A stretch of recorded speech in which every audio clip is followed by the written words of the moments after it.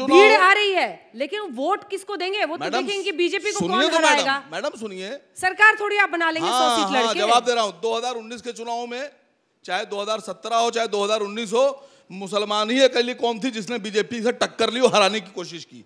यादव भी चले गए, दलित भी चले गए, जाट भी चले गए, ठाकुर भी चले गए, ब्राह्मण भी चले गए, राजभर भी चले गए, निषाद भी चले गए, सब चले गए। लेकिन अगर टक्कर कोई ले रहा था तो मुसलमान ले रहा था, और आज भी मुसलमान ले रहा है। और यकीन मानिए, मुसलमान ही बीजेपी को हराने की ताकत रखता है। और खुला खेल कर रहे हैं आप। ये खुला खेल बीजेपी को 100 सीट पे फायदा देने का मुस्लिम वोट बैंक का।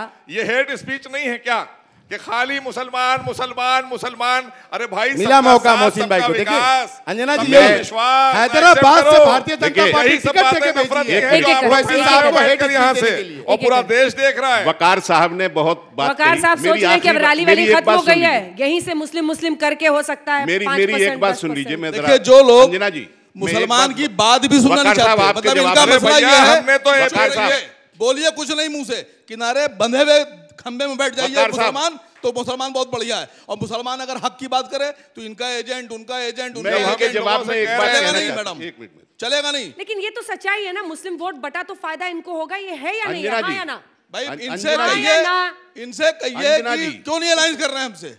अंजना जी, कौन करें अलायंस हमसे, आइए। अंजना अब ये तो आप बताइएगा ना, सब अछूत क्यों समझता है AIMM? मैं दोनों बातों का जवाब देता हूं। समझते हैं, मैं दोनों बातों का जवाब देता हूं। क्यों नहीं करते आप उनसे अलायंस? वो कह रहे हैं अलायंस कीजिए, हाथ जोड़िए और हराइए। पहली बात ये, हम भारतीय जनता और राजभर जी को भी चुरा लिया आपने उनसे, धोखेबाज बना दिया। नहीं, इनके पसीना आ गया सुनील सिंह के नाम पर, चेहरा देखिए। अब सुन लीजिए जरा, पसीना आ गया सर आपके। अब सुन लीजिए, पसीना आ गया सर आपके।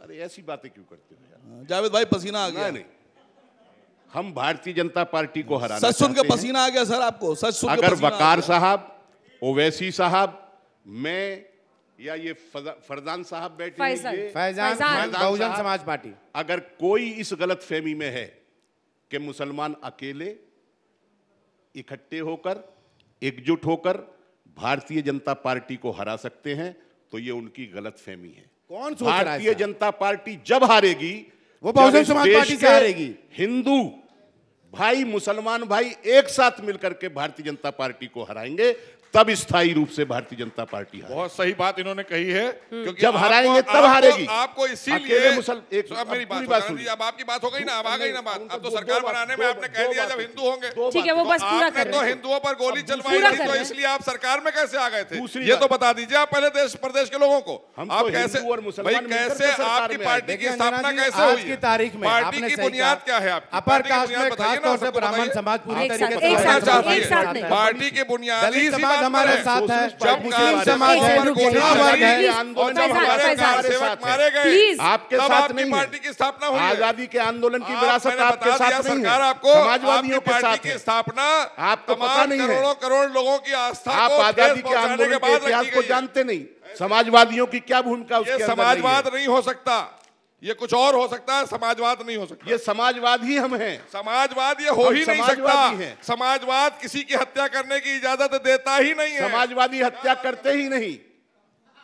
भारतीय जनता और भारतीय जनता की पार्टी जो है, वो भारतीय जनता पार्टी में समाजवाद भी है, बहुजन समाज भी है, हमारे पास सब हैं। हम सारे भारतीयों के लिए राजनीति करते हैं। माइनॉरिटी वेलफेयर मिनिस्टर साहब, आपने क्या माइनॉरिटी वेलफेयर किया है बताइए? मैंने कहा ना, पहली बार 47 से आज मदरसा शिक्षकों को 5 साल पहली बार देश में, उत्तर प्रदेश में 5 साल से मदरसा 10 लाख से ऊपर मकान मिले हैं गरीब मुस्लिम समाज के। मदरसों की बात कर रहे हैं। 5 साल से तनख्वाह नहीं है। इनसे कहिए मोबाइल देख लें पहले, मोबाइल 5 साल से तनख्वाह नहीं मिली आई होगी तो बताएं। बगैर मोबाइल के मदरसा शिक्षकों को 5 साल से तनख्वाह नहीं मिली है। आपने पहले ही बताया। भाई वो पहले ही कह दिया, दिल्ली से आए, उन्हें पढ़ के बोलना है। For providing quality education in madrasas. Madrasas का नाम सुन करके इनके तन बदन में आग लग गया। आपने तो मदरसे को भ्रष्टाचार का अड्डा बना दिया था।